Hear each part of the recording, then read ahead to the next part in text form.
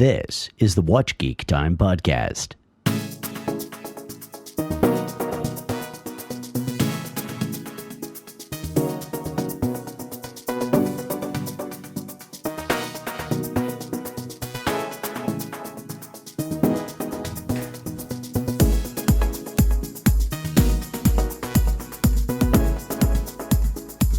Thank you for tuning into Watch Geek Time. This is the Watch Geek Time podcast. It's a conversation about heritage, history, and why we're so hooked on horology. So sit back, relax. We're going to talk about everything from watches to watches. If you'd like to give us a call, the number is toll-free, 877-POD-TIME. That's 877-766-8463. The Watch Geek Time podcast is recorded live on Saturdays from 2 p.m. to 3 p.m. Pacific Time. Also streamed live at WatchGeekTime.com and on Apple TV. I am your host and resident Watch Geek, Scott Goldman. On the boards, as always, is Jody. Hello. Hey, Scott, thank you. Good to be here. Good to have you, buddy. So, tell me something good. Tell me something new. Well, I thought I'd change it up a little bit today. Do change it. Because I will never tire of the beautiful boutique wristwatches that you always have on your hands. All right, too kind. They're not that boutique, but okay, keep going. I thought I'd bring in a workhorse today. Now, this one is a dive watch. Now, this one is a Seiko Blue Monster, and it is actually, for what it is, being a Seiko, it's rated at 200 meters, thereabouts around 600 feet. Mm-hmm. And I think these go for it now for about $450, $500, I think. That's a good price. This one was a special edition, but the crown, it's all blue. The face is blue, the crown's blue. It's like an anodized blue, but it's actually quite a beautiful Looks like blue. Like an extra long strap on there too for like a wetsuit, I guess. Exactly. That's what I think that they did put a lot of thought into it. Even there is a around the edge of the crown here, there is a raised, what would you say, a bevel? Or yeah, I guess that's like a bezel protector. Bezel. Looks like it, it's a unidirectional bezel, right here. Let me. Correct. Right. Oh, so it only turns one way. Yeah. Yeah. So that thing probably protects that from accidentally turning when you have your wetsuit rubbing on it. That's true. And I mean, when you get in rocks or coral or anything like that, you're always scraping stuff. You always end up. So they did put some thought into this, and it is, I would rate it above a lot of your standard sort of dive watches. So yeah, it's quite an impressive piece. And it's interesting because whenever you and I go diving, we definitely have dive computers, but it's always good to have some redundancy. Redundant, yeah. That's good. Oh, I like that piece. Let me take a look. Oh, Yeah. You can leave it. That's nice. And the strap is really nice. Yeah, and there's this corrugation. Where'd you get that? eBay. There, you heard it first, folks. I got it on eBay. Well, I figured I'd dive, so I thought, you know what, that's one thing I don't have, so That's nice. it's good. Right, congratulations. I'm wearing something new. I noticed that, and the first thing I noticed, it sits independent from the band. It doesn't have lugs. Yeah, it's a lugless freak. It's a like you said, it's a Jaja Lecoultre. It's not from the boutique. It's like 1970. It's a Memovox, so it's an alarm watch. It's got a bumper move in here. You hear that jiggling? But it's 43 millimeters, so it's big for its time. It runs great. It's a clean face too. There's actually no numbers on there. There's no Roman numerals or even English. No Arabic. It's just got but it is a beautiful face. That's typical of Memovox DNA, by the way. Is no numbers on the dial. But it's a great watch. And I got it on eBay. Just kidding. I got it from a buddy of mine in Paris, and it's really quite nice. It came out great. They did a good job on it at my friend's shop, Antoine Demaceto, located on Rue de Madame in Gaillot, Paris. There, I plugged you, Antoine. I told you I would. All right, wait a minute. Oh, there it is. All right. So now that we've done the initial watch geeking, let's talk a little bit about something you were bringing up the other day, and I think you found a really cool article. Yeah, I stumbled on this. I was looking around. I was like, I love unique stuff and the engineering that goes into these watches, and I just appreciate the work that these guys put into them and what they try and come up with the next best thing. But and then I asked you about this, and I didn't realize you did know quite a bit about this. So I thought this would be something really interesting and good to learn.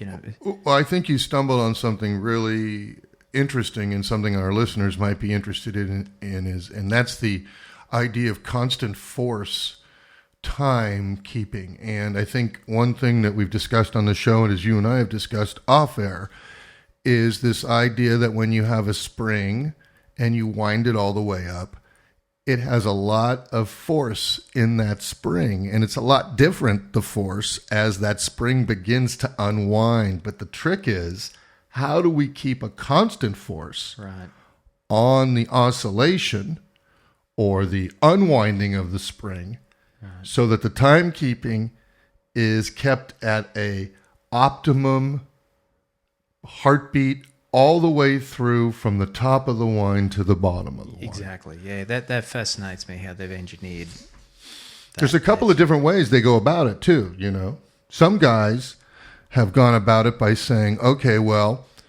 when you wind up a watch or a clock, as we'll get to this guy on today, Janvier, he's the guy that figured it out, the dual pendulum that you brought to light in the article. But the thing that's amazing is when you've got something like 2 balance wheels running in the same watch, which we see with F.P.Journe, it's really quite a trick. Yeah. So the phenomenon is really not so much how accurate the timing keeping ends up being, but the fact that both balance wheels, or both pendulums in Janvier's case, will end up taking on the same movement, the same oscillation, the exact same vibrations per hour at the exact same beat. And that's what blows me away is the fact that they're independent of each other. Yes. They are not linked to each other, yet they're on the same bed, but they're independent. It is truly astounding. And what you saw on the F.P.Journe piece that I showed you is to do it in a small space and to drive 2 different time indicators. Let's just call them indicators on the front of the dial, controlled by 2 separate oscillating engines on the bottom. Right. Powered by the same power supply. Yeah. Pretty astounding stuff. Fascinating to see. And FP does it all in gold. So when Francois sets about doing a watch, he does it in the classic style of Breguet, draws. He conjures up the ideas of Voltaire. I mean, it's really it's a historical exercise for a guy like F.P.Journe. And as you saw in that other watch that I showed you, with the almost he calls it biaxial escapement, but that was fascinating in itself. But what was beautiful about it's well worth going to those websites because they have a computer animation and it breaks down the gearing and it shows you everything. They're not afraid to express that and show that, which was just incredible. It just took you on this journey into the internals of these. Believe machines. Me, they can show whatever they want. Nobody be able to figure it out anyway.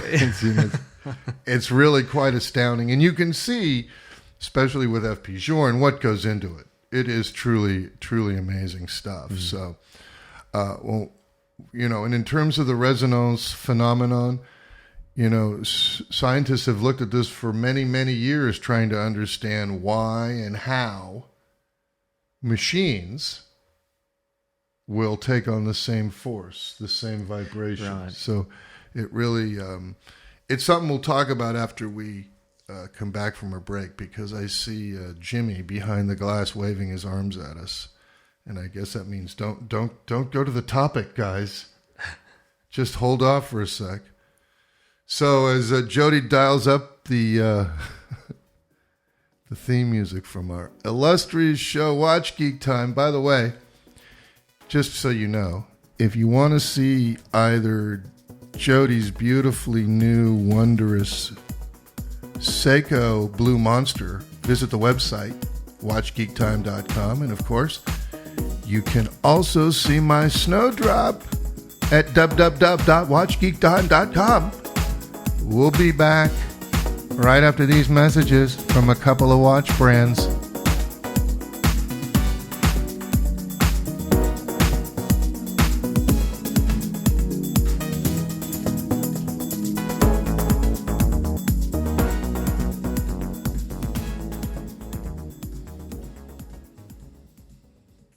When you wrestle a gorilla, you don't stop when you're tired.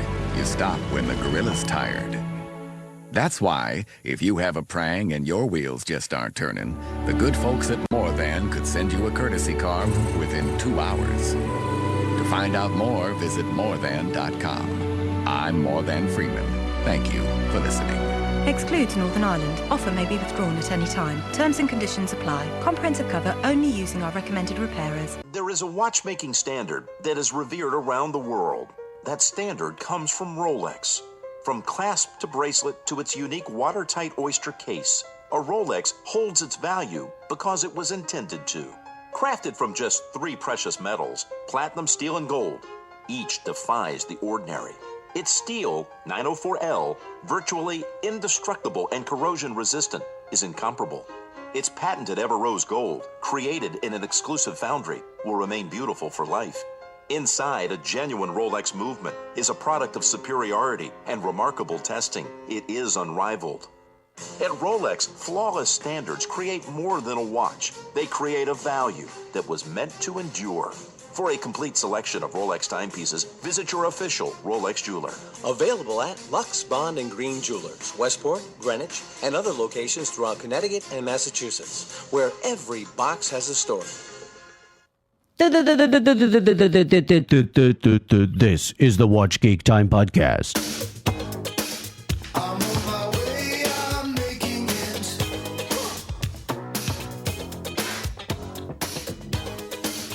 it. Welcome back to Watch Geek Time. This is the Watch Geek Time podcast, recorded live on Saturdays from 2 p.m. to 3 p.m. Pacific Time. If you are listening to us live, please give us a call. Toll free, 877-POD-TIME. That's 877-766-8463. Jody's with me today. Glad to be here, Scott. So when we left on break, we were about to talk about the phenomenon known as resonance. Mm-hmm. So a couple of things that you and I were remarking before the break. F.P.Journe is really the guy that has harnessed this in one of his wristwatches. And it was really this watch, or more specific, this French clockmaker, Antide Janvier, who figured out how to house two Pendulums? Two pendulums, thank you, in the same device. And what he would do is he would stop one of the pendulums, let the other one keep rocking, and then let the second one go, and eventually, after maybe he noted 15, 18 cycles back and forth, the pendulums would take on the same rhythm. Yeah, Exact same that's rhythm. That's fascinating. Very much so.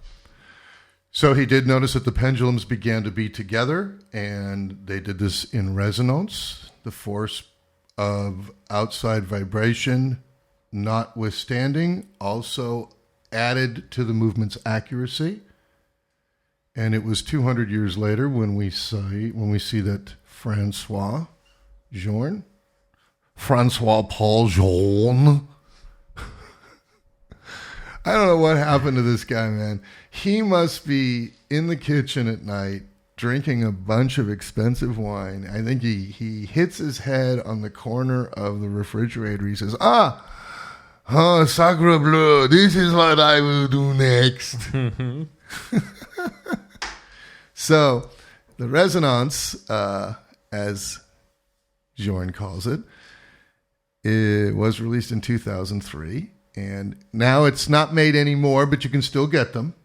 And apparently just recently, at the Only Watch of April 13th, a couple weeks back, he donated one, and it fetched about $700,000. And you can also find them on Sotheby's. Interesting. Do you know how many numbers he produced? Of the Resonance watch, I think it was a limited run of about 40 pieces. It's very difficult to execute. I'm expecting maybe a few hundred, but... Well, of that run, he might come back with it. You have to know that he makes all the pieces within the watch are made of gold. Okay. Almost every piece. I shouldn't say all the pieces, but the plates are made of gold. The cases are made of platinum and or gold. So he tries to keep it very, very exclusive for his clientele. However, even though there was a limited number made, not all were purchased. So you can still find some of these watches at the boutique, and there's one that opened up on Sunset, which is really cool. We'll go pay it a visit. So if you're looking for one of these, you got a cool mill to throw around, I direct you to lot 112 of the Sotheby's Important Watches and Clocks auction going on right now. Okay? All right. So, aside from Bjorn's incredible attention to detail, there's other guys that definitely go the extra mile in the work that they do. So I wanted to also, since we always talk about two guys on Watch Geek Time, I want to make sure we talk about one of my favorite guys, and he is really, really a sensational watchmaker. Maybe the best and at the top of his craft is Kari Voutilainen. And I know that you've seen some of his work, and it is really quite astounding. Yeah. So just a little bit about Kari. He's Finnish. He's like 2 years older, 3 years older, I think, than I am, which... although I seem to have a little more hair than he does. And, if it's interesting, when you look at a picture of Kari, he almost looks a little bit like Breguet. So he's been always interested in watchmaking. This was his thing since a very young guy. He was interested in clocks. He attended a school in Tapiola, one of the only watchmaking schools in the Scandinavian countries at that time. And he came to Switzerland in 1989. He attended WOSTEP, became one of their top professors there teaching, and quickly moved to the Parmigiani Art de Temple, where he, over the years, absolutely and positively became one of the rock stars of the place. Deciding he needed to go back and give back, he went back to the School of WOSTEP and headed the Department of Complicated Watchmaking and taught students how to do complications, which is interesting because Kari and I have talked about a certain complication that I'd like to see him do. He's the only watchmaker I've ever shared this with. Oh, yeah, Scott, good idea. Yeah, it's good. It's good. But whatever. All right. Sorry, I digress.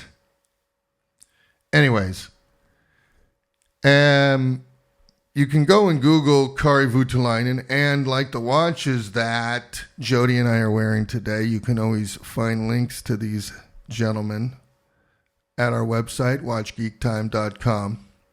That said, I encourage you to go see some of the work, and I'm just going to, Jody, I'll show you some of the watches on the website for now. Sure. Let's go take a look in ooh and ah for just a second. Here's the current collection. Now, he was just showing these off at... He was just showing these off at Basel Fair just about a month ago. This is called the Cain. It's spelled Kaen. And here's what's amazing. This is the first set of dials that he is doing with this Japanese lacquer studio called Unryon. He was, I know I'm not pronouncing that right. I think it's called, can you pronounce that? Unrion. Yeah, Unrion. So basically what Kari does is he sends the dials overseas and they work on them with materials they have in their garden. And look at the patterns that they come up with. Look at the small seconds hand at 6, although I wouldn't say it's so small. It's amazing though. It's like a metal flake in the face there, but it's got all these colours that it changes. The dial work is stunning. Yeah. And then look what he does to the back is just. Look what he does to the movement. That is absolutely gorgeous. So that'd be well worth checking out this site. That's just amazing. Yeah. So again, Kari Voutilainen.ch. It's actually I misspoke. It's Voutilainen.ch. That's I'll do it like I'm a helicopter pilot. Everybody ready? Victory, Ocean, Uniform, Tango, Indigo, Lima, Alpha, Indigo, November, Echo, November, dot, Charlie, Hotel. There you go. Voutilainen.ch. Should we look at one more? Sure. That's amazing. Yeah, that's good stuff. So again, Kari at the top of his game, as we know. This is the current Van Wheat. Have you been to his workshop, Scott? I have. That would have been quite a... In Motier, it was an amazing day. The shop is amazing. The town is this tiny little town nestled in the hills, just shy of Geneva. And my memory of the place is that it smelled like oil. And that might have been my fault because I wasn't feeling so good that day, man. But yeah, that's it's a really great shop. And Beauvais is in the same town. That's actually interesting. Beauvais, who makes a pocket watch that converts very easily into a wristwatch, is also in Motier. They're good friends. Wow. Here is the Only Watch GMT. Now, Only Watch is this organization that does fundraising for children around the world with muscular dystrophy. And watchmakers, large and small, Patek Philippe included, will donate a single watch that's very, very special. This one in particular is very special because it's made in polished steel. And most of the watchmakers, when they charge $75,000, $85,000 for a watch, they don't do them in steel. So only watches like this, which would normally sell in gold for, say, 85 grand, that watch went at auction for $295,000. Yeah. All for charity and all for the sake of the kids, which is great because I think it's a good thing for everybody to do. And some of the other guys that I would think about are, you got your guys like Philip DeFore, you got Roger Smith, you got the great Ludovic Ballaward. These are just some amazing guys. When we come back, I'm going to talk about the independents a little bit. For now, we're going to step aside and let our sponsors get their due. And otherwise, Jody can't get another Seiko Blue Monster. All right. We'll be right back with Watch Geek Time. Thanks.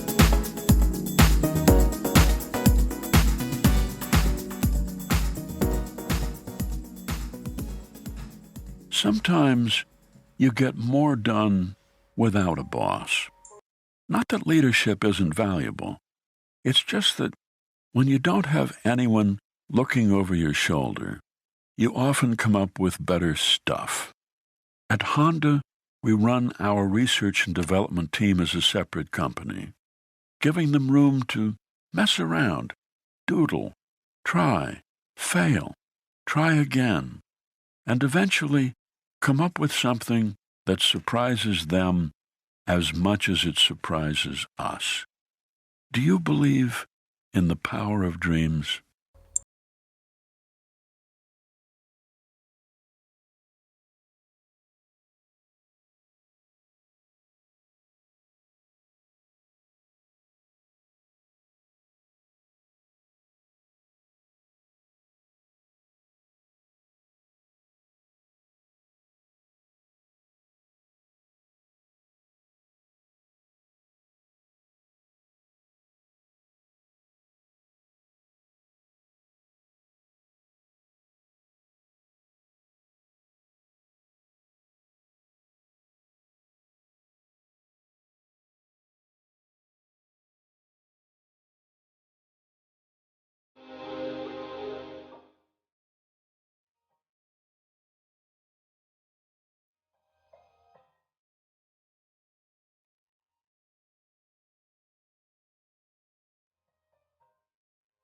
Omega Coaxial, the most perfect mechanical watch movement in the world.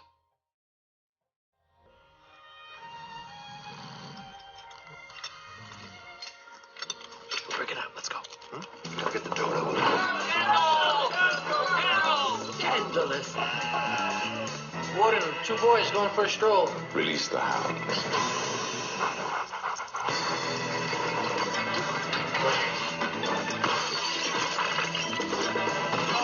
My spleen! Now what? It didn't work. Hit him with the Kenny G. Oh, I love this song. Focus. Lancaster, no! It's a trap! Nonsense. My father owned one.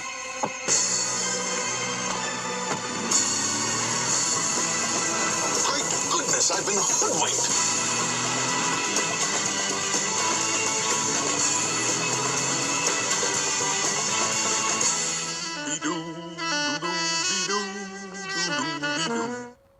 And now, here's the Watch Geek, Scott Goldman.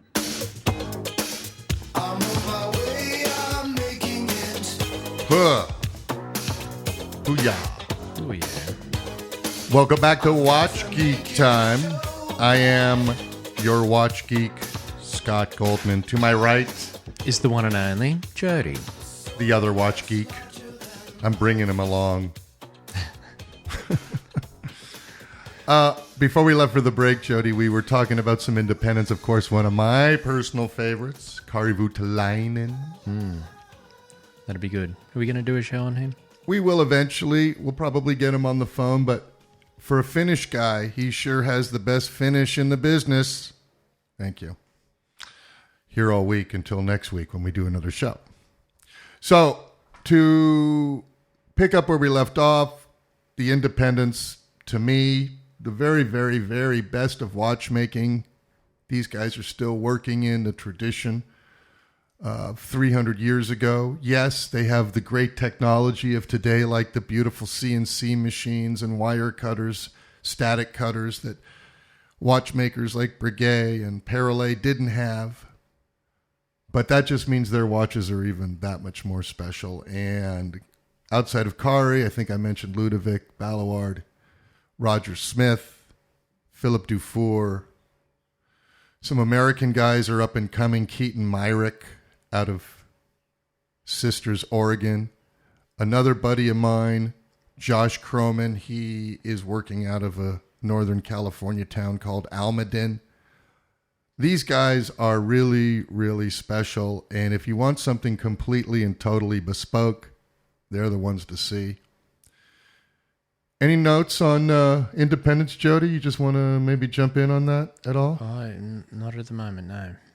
I think we'll have to discuss them a little bit more and to understand. In depth. Yeah, most people don't even know they exist, which is really astounding as well. But I'm a watch geek.